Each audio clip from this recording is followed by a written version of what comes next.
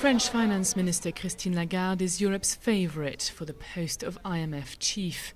She's already been endorsed by Paris, Berlin and Rome for her international experience, communication skills and popularity, and not least because she's a European. It is only natural that the member states of the European Union, as the biggest contributor to the fund, agree on a strong and competent candidate who can rally support from the IMF membership for the future leadership of this critically important institution. Under the leadership of Strauss-Kahn, the IMF has played a huge role in steering Eurozone economies like Greece and Ireland through their huge debt crises, lending them tens of billions of euros in return for stringent reforms. He was one of us, he was one of the Europeans.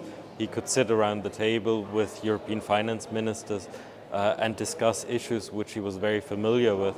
And that meant that it was a lot easier both for the IMF to get involved, but also for the Europeans to get the IMF in at that point. But the IMF is also a potent symbol of power and prestige.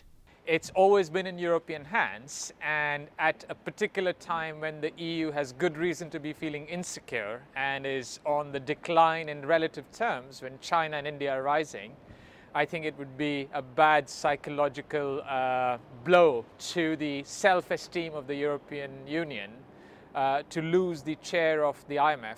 Now countries from the emerging world are calling for one of their candidates to be picked. I think actually it'll be very refreshing to have, say, someone who's lived through debt crisis before in Latin America or in Asia or in Africa to actually bring some of that experience into Europe. The French finance minister will have to fight off strong rivals from India, Turkey and Singapore. Europeans now hope that they'll get Washington's support so that they'll get their candidate of choice through at the IMF.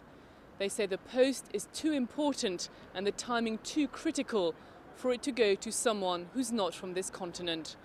Vanessa Mock, China News Asia, Brussels.